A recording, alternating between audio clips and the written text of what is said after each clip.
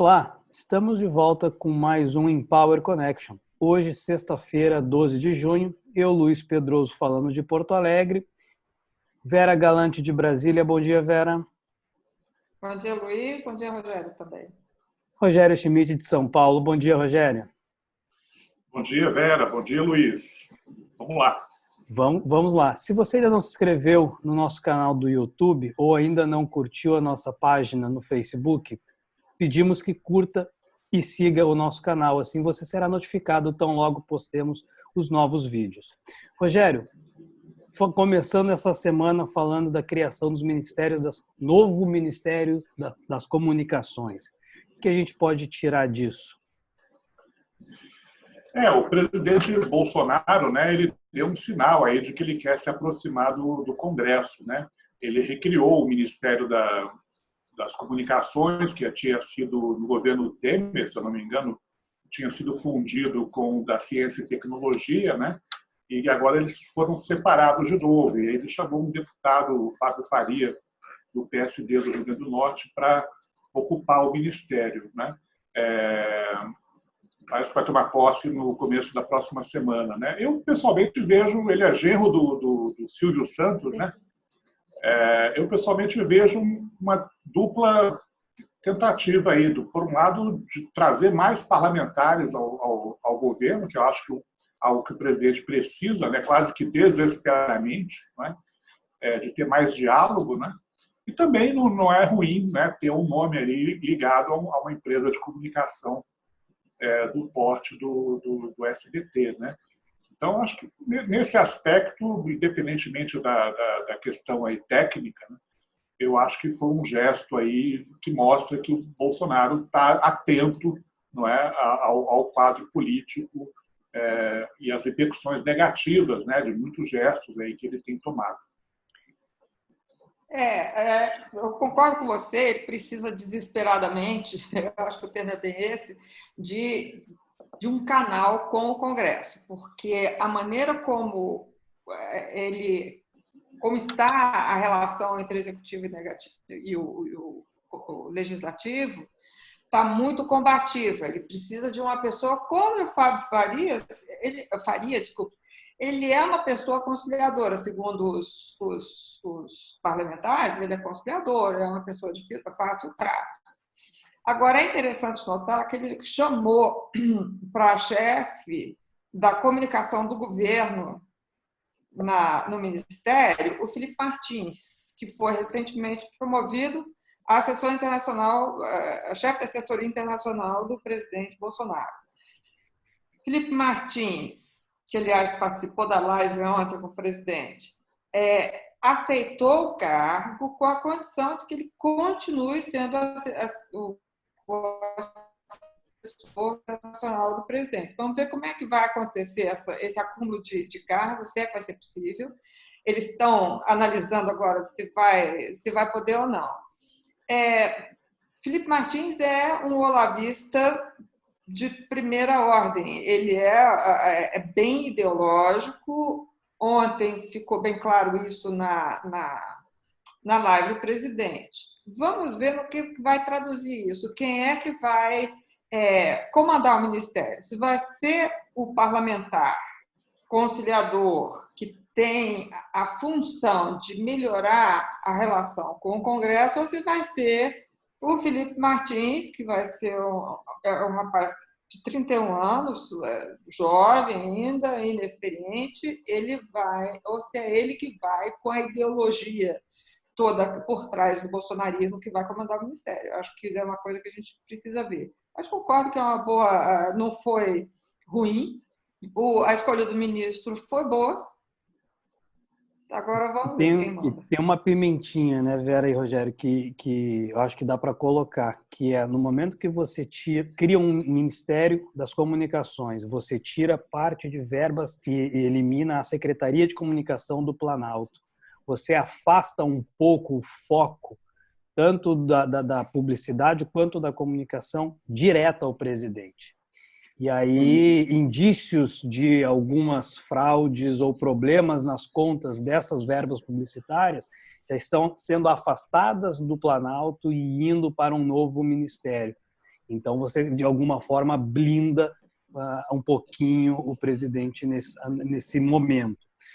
Um outro fato... E vale lembrar, desculpa, Luiz, vale lembrar que nessa pasta aí vão ficar os Correios, né? A BBC, que é a Empresa Brasileira de Comunicação, né? E também daqui a pouco vai entrar nessa pasta a licitação do 5G na internet, né? Então não é qualquer ministério, né? Mas claramente me parece que não foi o Bolsonaro não está adotando aquela política da chamada porteira fechada, né?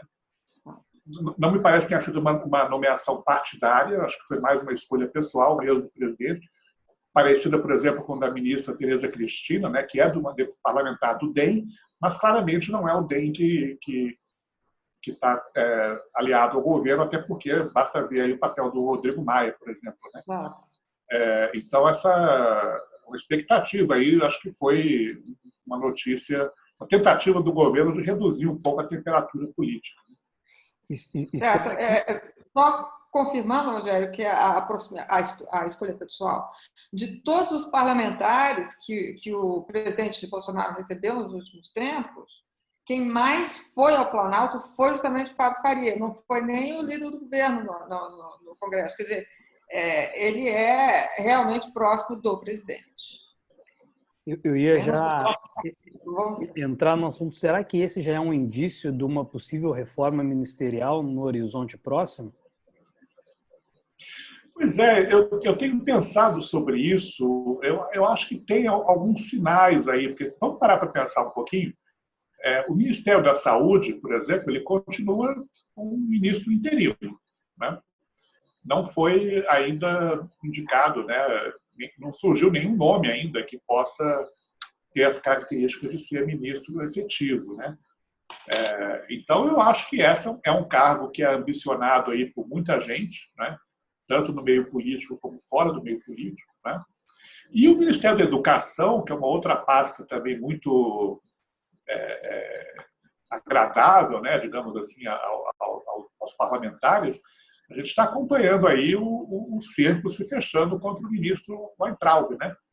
Não sei quanto tempo ele vai aguentar, né? Se é que vai aguentar. Então, de repente, nós podemos ter aí nas próximas semanas, isso não é uma informação privilegiada, é só uma especulação, né? O presidente Bolsonaro aí ter simplesmente o MEC e o Ministério da Saúde para oferecer a seus possíveis aliados, né? Isso para não falar também da recriação do Ministério da Segurança Pública, né? Que passou a ficar junto com o Ministério da Justiça na gestão do Sérgio Moro e agora, com a saída do Moro, está se falando novamente da possibilidade de separar as duas pastas, né?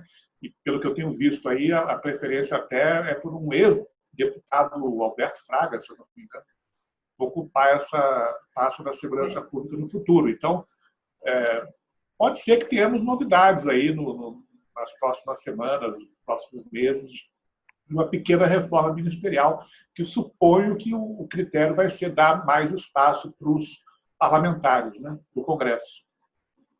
Certo. E vale lembrar também que educação e saúde são os maiores orçamentos. Então, é cobiçadíssimo. E o preço desses ministérios é muito alto. Então, na educação, o presidente tem um ministro que faz o que ele quer. Então, agora vemos o decreto, a medida provisória de que o ministro pode nomear os reitores interinamente de todas as instituições federais de ensino e suas universidades e institutos federais por um mandato tampão. Um mandato tampão que pode ser do tamanho do Pazuello, né? Que está lá interinamente e indefinidamente, porque não há, como o Rogério bem disse, indicação de que vem algum ministro da Saúde por aí. Pazuello é outro que faz o que o presidente quer. Ele alterou o protocolo, por exemplo, da cloroquina, não mandou dar. É bom que se deixe bem claro que ninguém ordenou o uso da cloroquina. Ela pode ser usada em momentos diferentes agora, logo no início. Então, assim, e pacientes não graves.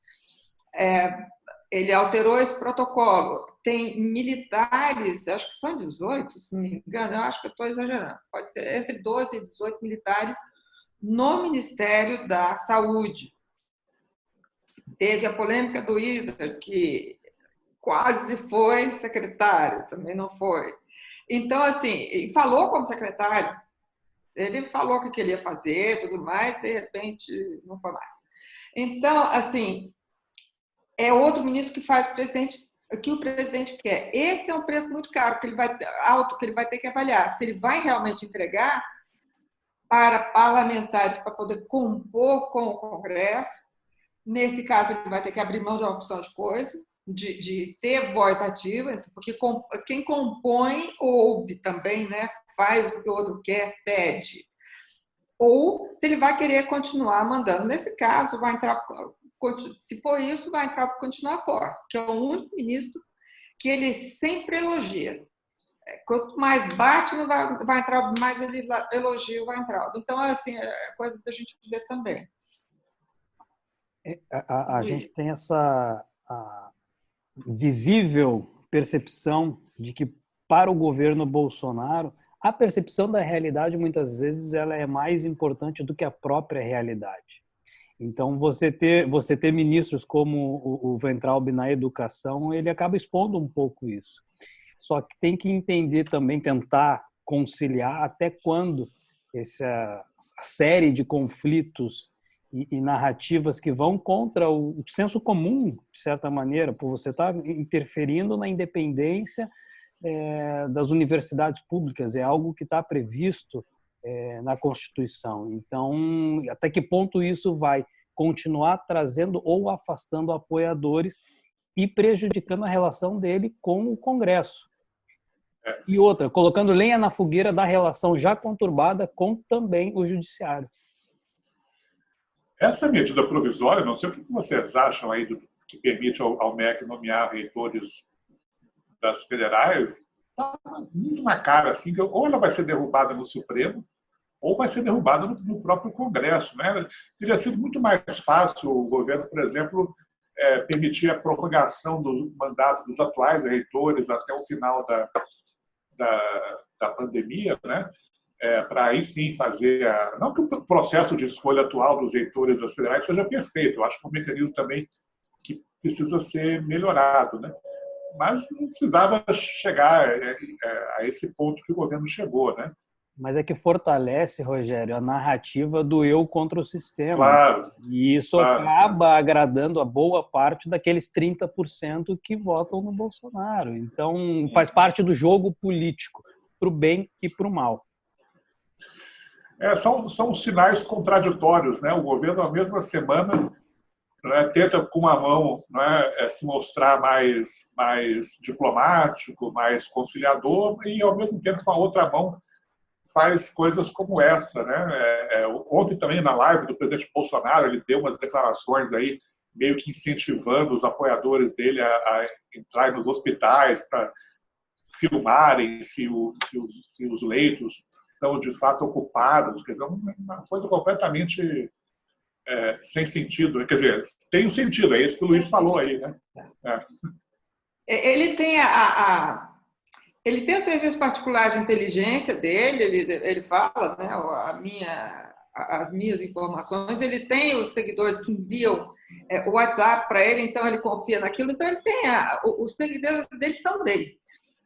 Não é uma coisa institucional, não é a presidência, não, é o Bolsonaro. Então vocês vão lá, vocês filmam, vocês põem na rede e a gente se encarrega de multiplicar essa inserção de vocês. Eu acho difícil isso, é um poder paralelo que está se formando aí, que não é muito bom.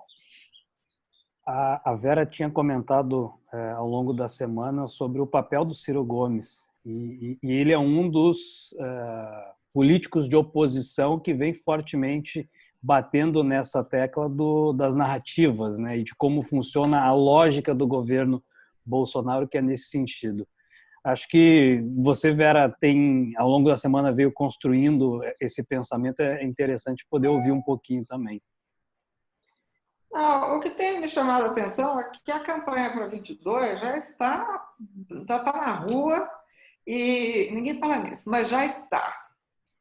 Ciro Gomes vem se mostrando como uma alternativa muito viável, né? Ele está construindo a imagem dele como uma pessoa que tem um programa, que sabe o que está fazendo. Então, nessa situação, o que ele faria? Naquela situação, o que ele faria?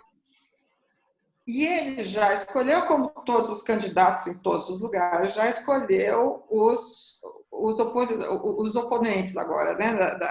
Seriam o João Dória, que é também, o Bolsonaro também já o escolheu como o da oposição, o Whitson, do Rio de Janeiro. Só que ele está com problemas sérios em casa, então ele possivelmente, em casa que eu digo lá no Rio de Janeiro, possivelmente ele esteja fora, porque ele não tem energia para se cacifar para candidato e também evitar o processo de impeachment e outros que tem contra ele. Então está difícil ali. O Whitson, eu acho que está numa situação complicada. Bolsonaro, candidatíssimo. Então, a gente tem aí 3 que já se lançaram. Tem ainda Paulo Arthur. Né? Tem o PT. O PT é o eterno candidato. Quem vai ser? Lula. Haddad, difícil. O Haddad, eu acho que se queimou demais na última, mas nada é impossível no PT. Tem aí, fala-se, Paulo Arthur, que não sei se tem vamos dizer, popularidade nacional para isso. O Eduardo Leite, aí do seu estado, é um rapaz novo, está fazendo um bom governo e tal, mas tem estofo para presidente da República. Acho que ainda não é o momento. Não, acho que é o momento, mas fala-se. Você está falando, eu também acho que não é o momento.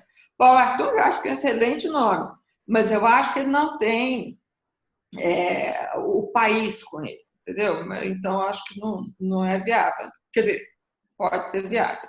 Então, nisso, o Ciro Gomes achou o espaço dele. Não existe espaço vazio. Acho que o Ciro Gomes achou. O que vocês acham?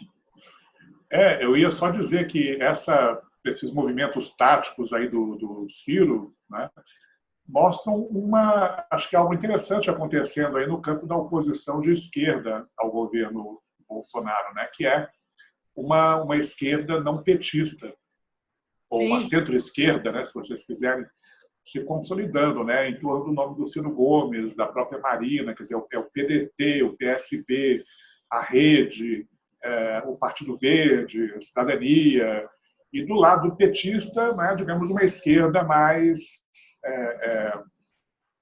não sei se talvez extrema não seja a palavra mais correta, mas uma esquerda mais puro sangue, né, que é o PT, o PSOL, o PCdoB, né?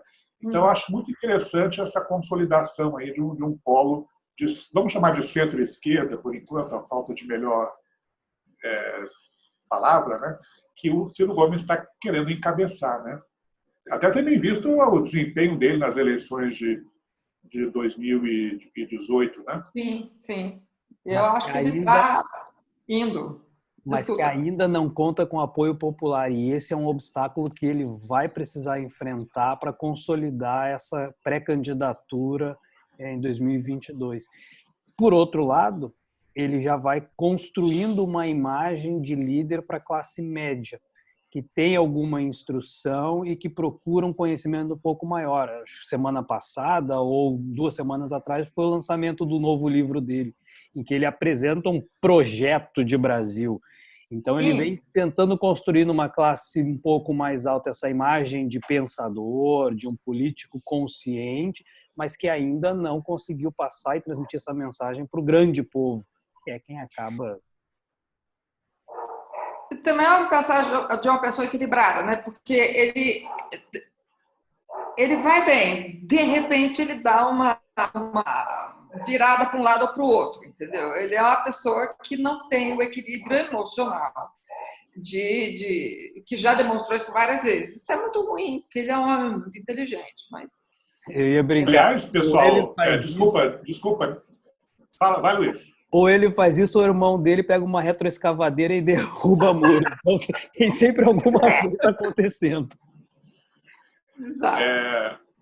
Nem estava aqui na nossa pauta, mas agora de manhã saiu uma notícia que eu acho interessante, que tem a ver também aí com o cenário eleitoral, que é uma pesquisa feita para o Data Poder 360, do jornalista Fernando Rodrigues, mostrando aí uma correlação muito forte, né, entre as taxas de aprovação do presidente Bolsonaro com eleitores que recebem, né, o benefício do auxílio emergencial, né, de R$600.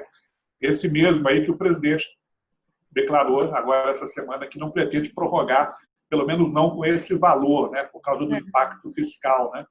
Mas eu achei muito interessante essa pesquisa, que só para vocês terem uma ideia, na média da população, nessa pesquisa, deu 28% de apoio ao Bolsonaro. Recebem o auxílio emergencial, essa taxa vai para 34%. Né? A taxa de ruim e péssimo do Bolsonaro na média da população é de 47%. Mas entre quem recebe o auxílio emergencial é de 36%. Ou seja, entre quem recebe o auxílio emergencial, metade gosta do governo e metade não gosta. Né?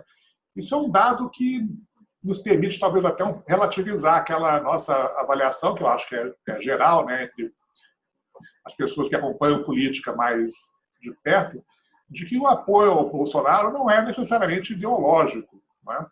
Como, aliás, acho que o apoio a qualquer governo, né, tivemos isso também no Lula, Bolsa Família, quer dizer, é um voto econômico, né, pragmático. Né? As pessoas estão mantendo-se aí com a visão positiva do governo porque estão recebendo benefícios que, de alguma maneira, associam ao governo. Né? Não que não exista o voto ideológico, mas talvez ele não seja tão hegemônico como a gente normalmente acha. Né? Eu concordo. Total. É um pragmatismo que muitas vezes nós estamos acostumados a ver dentro do Congresso ou dentro do meio político e que com essa primeira amostra a gente consegue extrapolar um pouquinho para a sociedade, perceber que o pragmatismo ele acaba imperando nas nossas decisões políticas tanto quanto as emoções. Eu acho que, por fim, para encerrar, tem um ponto interessante que é a aprovação ou a indicação do Ministério Público Eleitoral para incluir no inquérito das fake news no TSE, no processo que já está tramitando no TSE, a inclusão de provas e evidências que estão atualmente circulando. É algo que pode seriamente prejudicar a imagem do governo Bolsonaro-Mourão com essa chapa. O que a gente pode tentar adiantar para a semana seguinte em relação a esse ponto? Pera, vai você. Vai você, Rogério. É o pinga-fogo. Esse julgamento do TSE é importante, né, para o quadro político, porque, como a gente sabe, tem vários pedidos de impugnação da chapa Bolsonaro-Mourão tramitando no TSE. Alguns ainda estão na gaveta, outros estão começando a ser julgados agora, como é o caso desse aí. O julgamento que tinha começado logo após a eleição de 2018, foi interrompido, foi retomado essa semana e já foi interrompido de novo. Né? Mas a novidade é que o tribunal parece indicar que pode aceitar no julgamento de uma eventual impugnação da chapa fatos relacionados a fake news que tenham acontecido após a eleição. Né? Esses que estão sendo investigados, por exemplo, pela CPI do Congresso, né? Pelo próprio inquérito do STF, né? Sobre o assunto. Né? Então, isso tudo indo para o TSE, num cenário mais extremo, né? Pode resultar mesmo na impugnação da chapa. Né? Hoje não parece ser muito provável disso acontecer, né?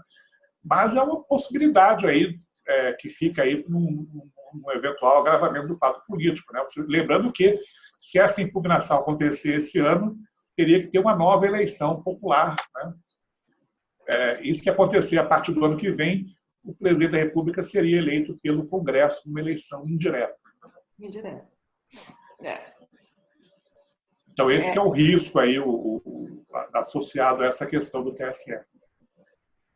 Ontem, na live do presidente, ele falou a respeito disso. Ele falou, inclusive, que isso aí foi o PSOL e o Boulos. Quer dizer, ele já jogou no colo da esquerda, que está inventando contra ele. Quer dizer, falam que a fake news é dele, mas ele está dizendo que é fake a invenção. Então, tudo no final da história é fake.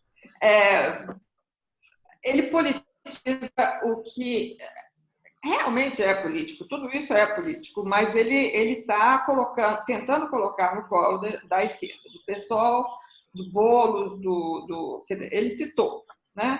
PSOL, o Boulos, O comportamento do Bolsonaro, Vera, em alguns momentos me lembra muito a alguns amigos que eu tenho no WhatsApp que mandam a seguinte mensagem: não sei se é fake news, não verifiquei, mas compartilham de qualquer maneira o resultado, ou a imagem, o vídeo, a informação. É mais ou menos isso. Mentira ou não, é nisso que eu acredito, entendeu?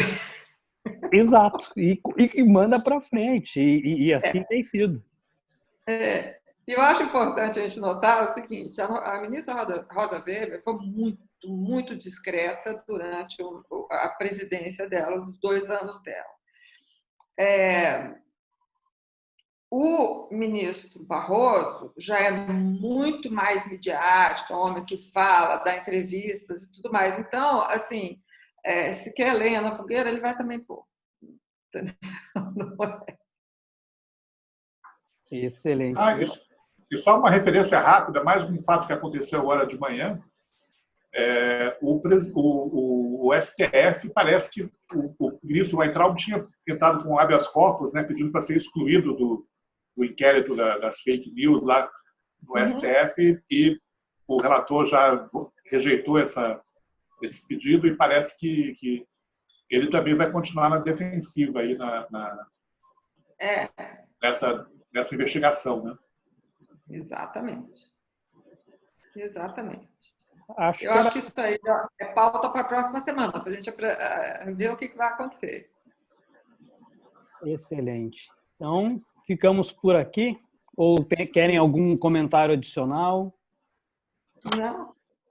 Eu queria só mencionar que eu acho que teve mais um gesto de conciliação do governo essa semana, acho que talvez meio forçado, né, que foi o recuo do Ministério da Saúde naquela tentativa de mudar os critérios de apresentação dos dados de infectados e mortes na pandemia aí do Covid-19. Né?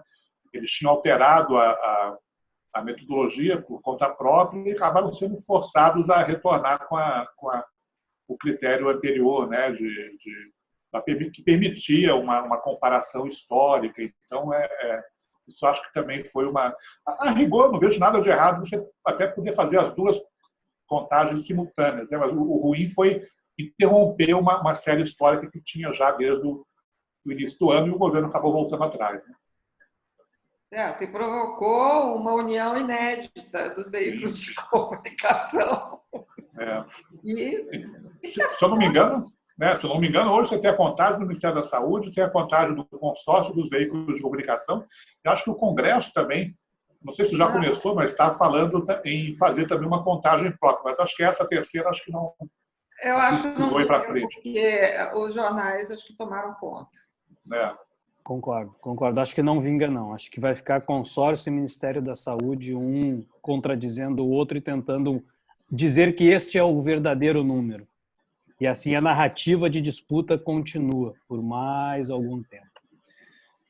Então, acho que era isso. Bom final de semana, bom descanso. Dia dos Namorados hoje. E vamos para mais um final de semana. Vera, Rogério, um abraço. Tchau para vocês. Tchau. Tchau, Luiz. Tchau, Vera. Tchau. Até a próxima.